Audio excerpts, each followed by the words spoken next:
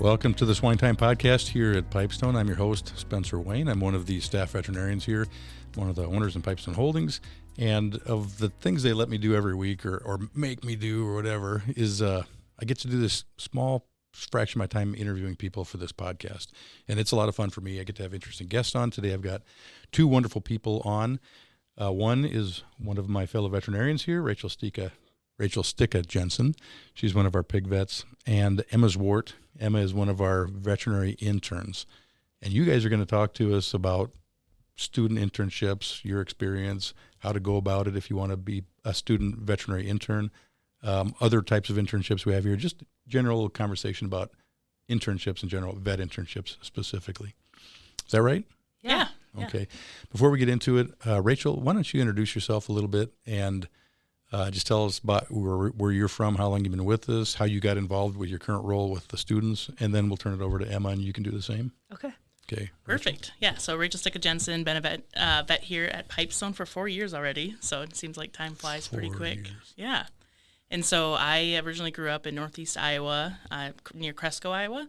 Grew up on a cow-calf farm. Kind of got in pigs later in undergraduate and then in veterinary school. But, joined the practice just really wanting to be an awesome pig vet and to help, farmers and solve their problems. So as I continue to feel confident in my veterinary skills and, kind of look back on how I became the vet I am today, I realized a lot of it was the mentors that helped me along the way. And so I kind of wanted to give back and help students really gain the skills and knowledge in order to be an awesome pig vet. And so got involved with our veterinary internship program on the vet side. And I've been doing it for 3 years now. So I get to coordinate all the veterinary students that come through Pipestone, whether that's our summer interns like Emma, who spends 12 weeks with us during the summer, or we also have externships where they can spend 1 to 2 weeks with us throughout the rest of the year during their 4th year before they be big vets and they graduate. So really a fun role. I like it a lot. Okay. Later I want to come back to some of your own personal experiences, but good introduction.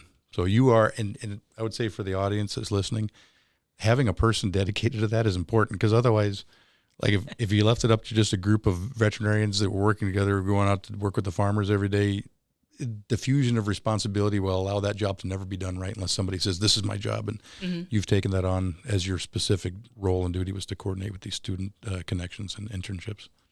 Okay, thank you. Emma. Yeah. Tell us about yourself. Yeah, so I grew up in northwest Iowa by Hall, Iowa, and my family had sheep and cattle, and then we also had a wean to finish barn, so 2,400 head, where I helped my dad growing up. At one point in high school, I told him I will never work with pigs another day in my life. Mm-hmm.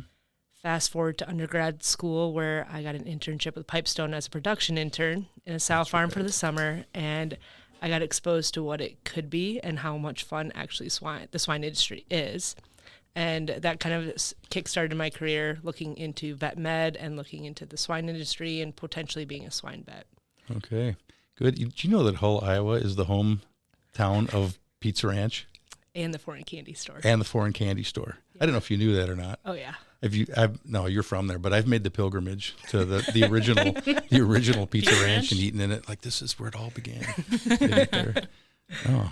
So good things come from Hull, Iowa. You and Pizza Ranch and the foreign candy store. Yeah. It's good stuff. Pizza Ranch has the best chicken also. Yes. Besides it the does. pizza. Okay. All right. Good. Thank you for the start off on that. I thought of some things, Rachel, when you were describing your start in this. Before you even come to a place like this where there's practicing veterinarians and a student could have an internship, you've got all your professors at the universities that are guiding you and giving you advice. Besides teaching you stuff, they help you find these internships. How does a student find internships starting at the university level? Is there a system or some way of, like Emma, where you found this spot this summer here, or how does that happen? Yeah, so there's a couple ways to find, internships. Definitely one, talking to professors, right? They know a lot of people in the industry who are wanting awesome students to spend the summer with them. Another way is just quick Google searches, right? If you search, swine veterinary internship program, I think one of ours is the top links that come up. The other way is swine specifically, or within the veterinary realm. There's a program at Iowa State University called the Swine Veterinary Internship Program, And then they've expanded it now to like the bovine veterinary internship program, the poultry veterinary internship program. But it started as a swine veterinary internship program, or SVIP. And that's just Iowa State. It's open to all students. They house it, the internship program, and then any student within the U.S. or even outside the U.S. can come and apply for that. And then that program connects you with different sponsors and hosts. So us at Pipestone, we are both a sponsor and a host, meaning we pay for the vet student, and then we keep them here at our clinic for the summer. Okay. Is that how you found this? Was through that program, or was it? No, because it was production internships first. Yeah, so I started as a production internship in undergrad, and then when I got to vet school, I heard about SVIP. So last summer I did an SVIP project and internship, and then through that I've met Dr. Rachel here, and we kind of started talking through the fall semester, and so reached out to her with interest. Okay, that's how I got so that to where I'm at today. You weren't just simply a vet student that found this thing through that program. You were already connected here through the little bit, production. yes, yeah.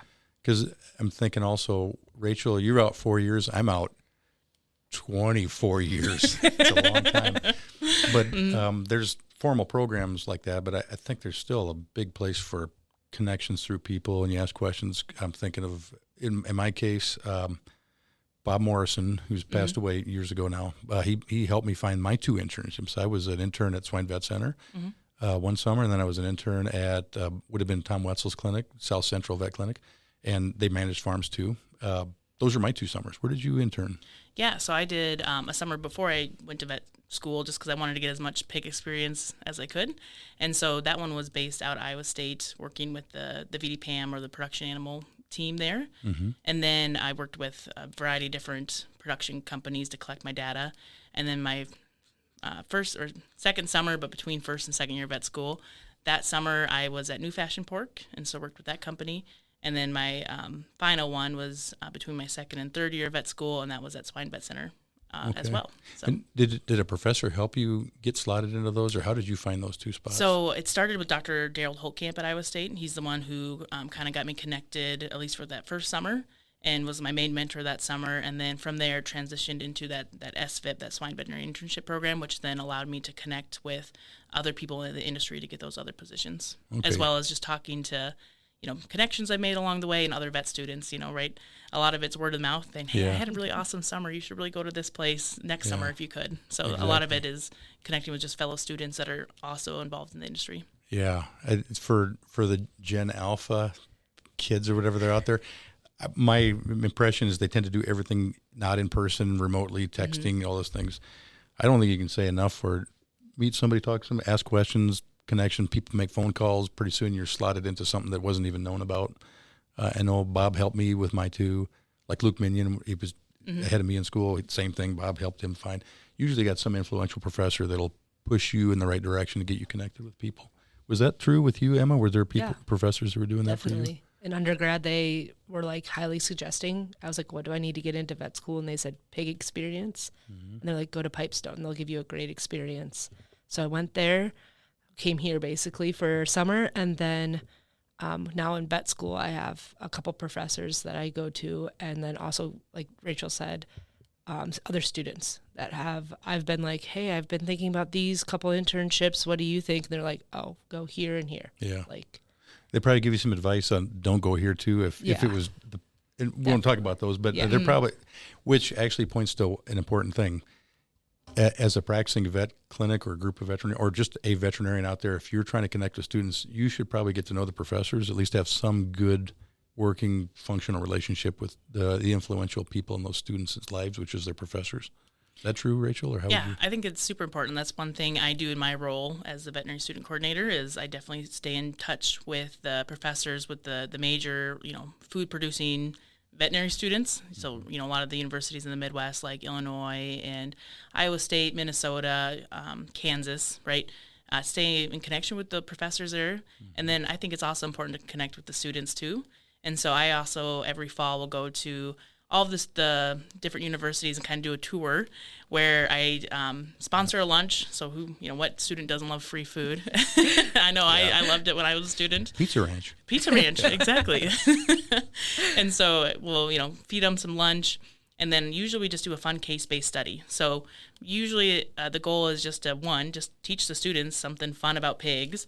And the second one is I just want to motivate them about pigs in general, like I think people often be like, oh, you're a pig vet? Like that's all you do is one species? Isn't that boring? Yeah. And so I want to inspire students that being a swine veterinarian is an awesome path, and there's so many fun things you get to look at, right? It's not just, oh, it's one species. There's economics, there's population medicine, individual medicine, and you get to work with just really cool people, right? The farmers we work with every day are awesome. So that's kind of also an important key is professors and the students themselves. Yeah. And the professors know a lot too. It happened multiple times where I'm talking to a professor where I went to school at U of M, and the professor says, oh, this person that just graduated, oh, that person was the pick of the litter. They know who the good students are. Mm-hmm. Besides knowing who the good vet clinics or places to have an internship are, they know who the serious students are too. And if they give you a lead, that's a big deal to have a professor say, that's a sharp student. They know they'll go places versus this one's kind of phoning it in most of the days. We don't know about him or her. And they know a lot. Yeah, it's a two-way street, right? Yes, exactly. We want to provide the students with an awesome experience, but we also want to be provided awesome students, right? That would be hopefully potential hires or people we get to work with in the industry. Mm-hmm. All right. Emma, why don't you tell us a little bit about your summer so far? Because last summer you were a production intern. Last summer I was a SFIP intern at Swine Vet Center. Oh, I'm sorry. 2 summers ago. 3 summers, technically. Oh, man. Yeah, it was a little bit ago, but... Okay, and that would have been with us as a production. So just to spend a little time on that, you came in as one of our interns, but not as a vet intern, as a production intern. And what did you do? You were whole summer at one sow farm? I split my summer between 2 sow farms. So I was at Dakota, which is right outside of Pipestone here, and then I was at Twin Rock as well. So half my summer in one where I learned farrowing, gestation, GDU, just basic what is the daily task of any caretaker on a farm, and then just learning. So I got to breed sows for the first time. Never had done that. Never farrowed a sow, so learned how to do that. Learned how to process, how to give wean shots, just all the basics. I remember the first day I walked in, we showered in. I was like, this is a little weird. Not used to showering into places, but I trust the process. They handed us gloves and earplugs and said, all right, we're weaning. Go learn how. So I walked in, had no clue what I was doing, and just jumped in. And I think that's the best way to learn. Yeah. Well, so now fast forward to your veterinary intern here, go off to be a swine veterinarian. Knowing those things is really important. Yeah. I wish I had a more formal introduction to a modern current production setting rather than what I had as a kid growing up, because you'll learn things. I take it for granted now, but it's an important spot to stop and learn what the people are going through in the barns. You know, what are they actually doing? To know what the expectations are. Yeah, especially if you, like, as vets, we come in and we're like, okay, we kind of want to change this up a little bit, add an extra vaccine in or something like that. How much resources is it going to take to do that? I've been that person that's been like, oh, the vet wants us to do another shot. Okay, this will add an extra hour or 2 to our day. So just having that background and understanding what I'm asking of the team to go forward and do with decisions that potentially us as a vet team could be making going forward. So that's you've got that in your resume that a lot of students don't. So that's part of your production background, or your background is that production internship. Now this summer you're doing, what is it? What are you doing this summer? I know you've got a few projects. Can you talk, however much you can talk about those projects? She's got really great projects that she can definitely talk about. Projects? So my first project is looking at PERS. So a couple of our barns are in PERS closures. And so what we do is we bring in gilts and expose them to the PERS virus on the farm. So we brought in 3 different ages of gilts, exposed them, and now we're sampling them about every 4 weeks to see how long they're shedding. Because our hypothesis is, or what we've talked with other vets and around the industry, was that the younger gilts, like our isoweans, all of a sudden they'll go negative for a while, and then all of a sudden they'll go positive again. They'll start shedding again, and then our closures are extending, or we got to restart our closures, which they're at 240, 250 days. That's a long time. And so our sow farms are wanting to, can we actually keep it to that 240, 250 and not extend it? Right. So for the listeners, terms, a lot of them will know what we're talking about closure and loading up with gilts to eliminate PERS, loading as many gilts as you can fit into a farm and then exposing them to maximize the time you can go without bringing in new breeding stock, new replacement gilts, just to give it time to burn out. And you're saying, maybe the younger animals shed it longer and we got to worry about that. Which I think that's the nice thing about summer student projects is there's always some question that's like that out there that students are perfect for, because you can say, just bleed a lot of gilts, just here's some money for diagnostics. Yeah. But students are great for things like that to understand what's going on better and better. Okay, so that's one project. And then my second project is looking at feedback. So we give feedback to our sows 5 weeks and 3 weeks and 1 week before they farrow. And that is to boost their maternal antibodies that they pass down to our piglets. So it's focusing on our bugs for like diarrhea. So we're not seeing so much scour in the farrowing barn, but then also downstream once they're weaned. And so when they're in pen gestations or electronic sow feeding, so these are like your Prop 12 farms, we will give feedback by just pouring it on the ground, which kind of can induce some fighting between sows or gilts. And then it's a worker safety issue where you pour feed down, they're going to come attack you because they love it. They want to eat it, which is awesome, but that's a worker safety. And so what we implemented in a farm, just to try it out, was a tube feeder that has a ball feeder at the bottom with a tube. And we mixed our feedback with some gel, which is like a Jell-O. It smells good. It tastes good to the pigs with our feedback material. And we put it in the pens and just to see if these sows wanted to eat it. This is like an intake feeder with the ball that bounces in within It the is. tube. Yep, so they just hit the ball back and forth, and then it will leak the feedback material. It's through. like Jell-O type stuff that's in It's there. like a gel, not yeah. feed. Okay. Yeah. It'd be like the underlying gel. Yeah. Yep. So it kind of makes it like a teal blue. It stabilizes any bacteria and viruses that might be in that feedback, and then also adds that sweet smell and thickens up the material, so it just doesn't run right out the feeder. So you're not just describing what we're doing. You're evaluating this novel method for. Okay. And so it turned all the gilts or sows that played with it and ate it, they turned them bright blue. So if you look in the pens about 24 hours after, it looks like a pen of Smurfs, like at least the faces. Okay. So I'm really curious how the trial turns out because that is a challenge. I know everybody that's got these pen gestation barns, like, how do we do this? And in the trough, you do it. If it's a just all barn, how do you do that? Because then you got to pour it on the slats on the seams. yeah. But okay, so actually, this leads to another good comment. Students that do projects with the vet clinic, and you got this really cool thing that's hopefully of good value to the people that you did it with, us in this case. But then you have the opportunity to go to the American Association of Swine Veterinarians meeting, and they have student presentations there, correct? Yeah. Are you going to submit one of these to that? Yeah. So I will submit my PERS project to AASV. So that's due in September. We submit about a page worth of information, background, how it went, our results. That gets judged by a group of panelists, and they determine 15 students. The top 15 get to do an oral presentation. So getting up in front of all the vets there that want to listen, 15 minutes, and then you get judged on that. So it's a competition. It's a fun competition.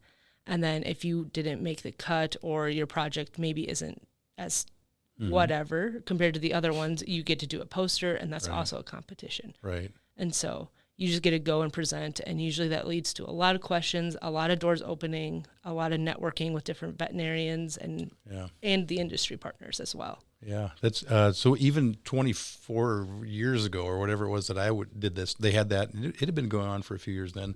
There was some prize money to win. Oh, yeah. Yeah, Emma glossed over that part. Yeah, did you? But there's a scholarship or scholarship money tied to the competition for sure. Yeah. Okay. Yeah, I remember doing it. I won't even mention what the project was because it was so ridiculous. Now I'm like, why'd you do that as a project? But some interesting project, and it's not even how good the project is. It's how good are you at communicating it. You got to do a presentation. Yeah. It's a really good thing. I mean, of the things that happen at that meeting, that's one of the best things is the student presentations. You kind of get a first view of like, is this person good at communicating? You can get some good sense of the skills of that student. Yeah.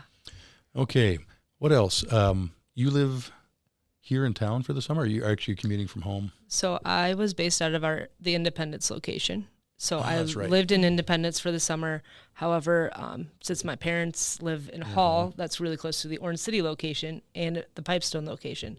So throughout the summer, I would say I split pretty evenly between all three locations with different vets from each of the locations, or PAs as well, just gaining experience and riding along, pestering them, asking them questions, picking their brains on life, vet med, pigs. It's a good point. You shouldn't be isolated during an internship. If it's a good internship, you'll get a lot of crossover time with different folks.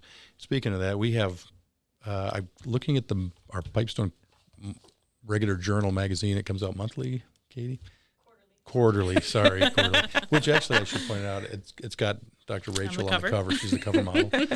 Has an internship program section in the current issue of that, and they list, I think, 12 or 13 internships, but every year it'll be between 10 and 14 or 15 interns that will come on, and it's not just, we'll have 2 swine veterinary internships, but there'll be accounting, I'll just list them off here, nutrition, research, accounting, IT technician, marketing, vet, production. So it's a nice mix of students. Do you get together with those students throughout the summer at all where you get to see them? Yeah, so as a production intern, we all met as a group like once a week just to learn about the different aspects of Pipestone. So their nutrition, the production, the veterinarians, all different aspects. So IT came in one day, legal. We've talked with just they come in and present what they do and how they help the company and how it all cohesively works together. And so that's a fun time because you're first networking with in your production intern or your IT intern, but then you also get together as a group and you can kind of be like, oh, how's it going at your barn, or how's your internship going? What fun thing did you do this week? As a vet intern and with Rachel, the other vet intern this summer, we both were production interns and had done a lot of that already. And so our focus this summer was to get with the vets to learn. We just wanted to pick out the vets' brains and learn what we could. Yeah. And so we didn't get together with the current group as much, but we were just focused more on how can our projects and getting with the vets. Okay.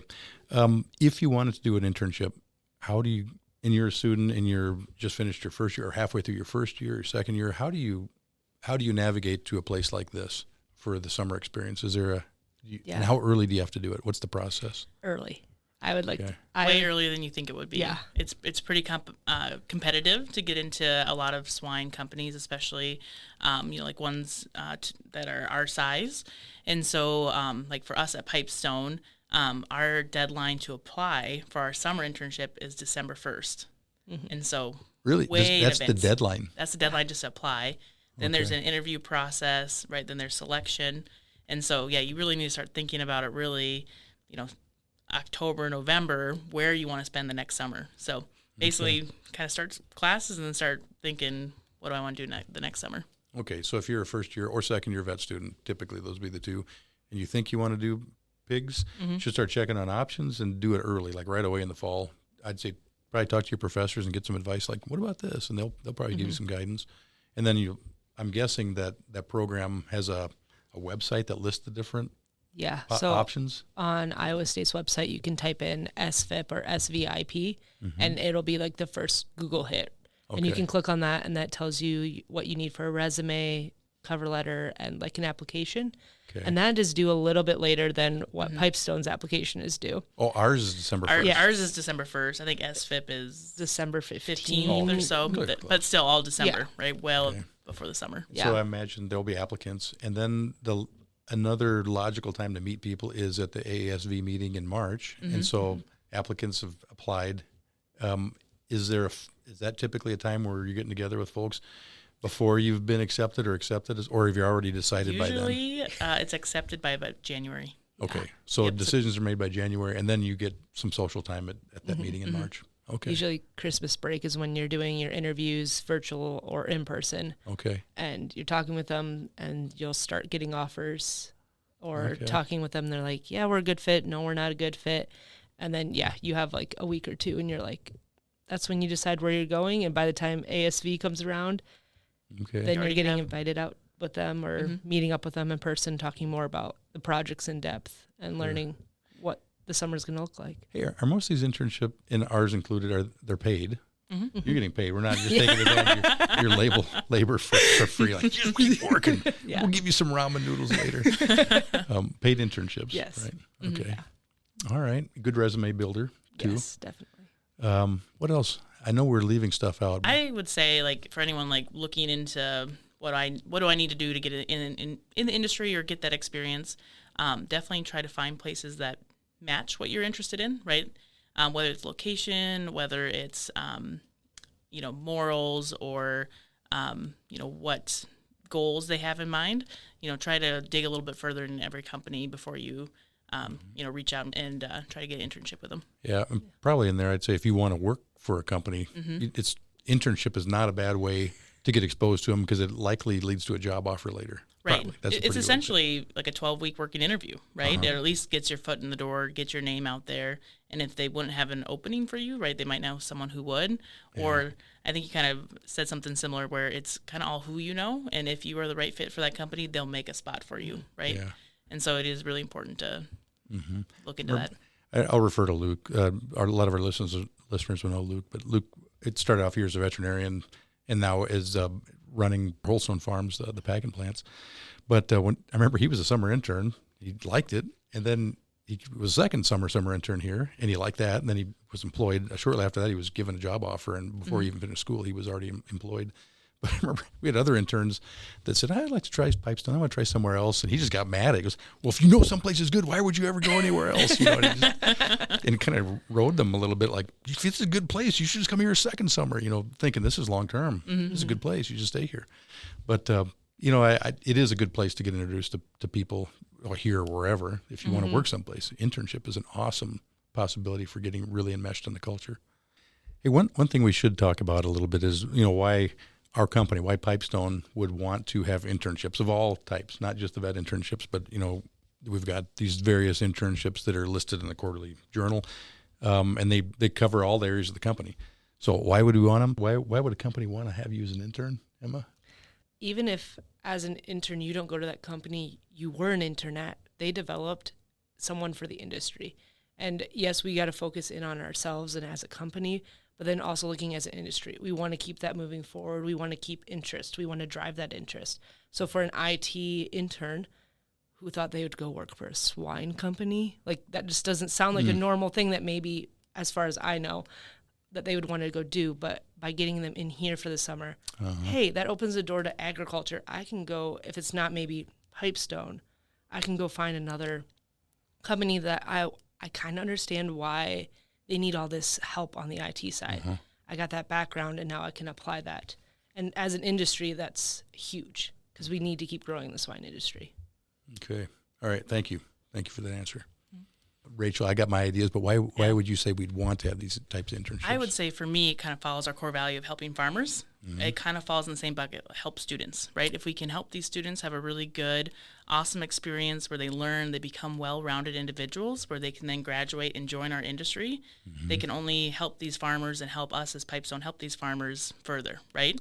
Yeah. When they have these experiences to fall back on, it just makes everything go a lot smoother, as well as ensuring that we also have great employees going forward into the future, right? We want to help raise the next employees, the next people that we work with, and this is part of the way that we do that. Yeah, no, I agree totally. So if the company's, one of our core values is growth, and so if you're going to grow, you got to grow people, and you want ZipRecruiter people, or do you want people that you pulled in and curated the group and cultivated it, which is, I think, the best option when you've got people that you really wanted to be here. And these interns are great first job interviews, like I said, a working job interview, get really good exposure. They're fantastic for that purpose alone, just to go out and grab the next generation of talent. Okay, I'll quit talking.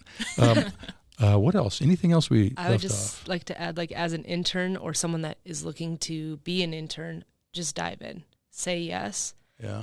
Think about it a little bit later. Like just say yes and go do, because the only way you're gonna get the experience is by saying yes. You might be uncomfortable, but just get comfortable being uncomfortable, because then that's when you're learning. That's when you're growing as a person. That's when you're developing these skills that are necessary to be out in the industry. Yeah.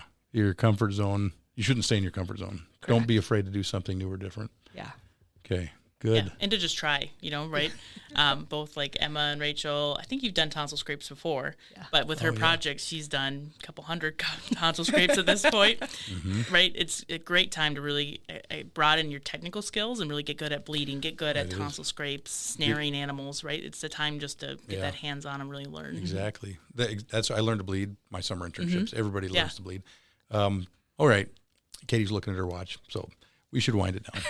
I want to say thanks to our two guests. Thank you, Dr. Rachel. Thanks, Emma. Yeah. Thanks to our listeners for being part of this, and we'll catch you next time on the SwineTime Podcast. The SwineTime Podcast was created for the pork industry and individual pork producers around the country. Hosted by me, Dr. Spencer Wayne with Pipestone Veterinary Services, the podcast contains pork industry news, advancements in animal care, and how to enhance your productivity. Find the SwineTime Podcast at www.pipestone.com or on your favorite listening platform.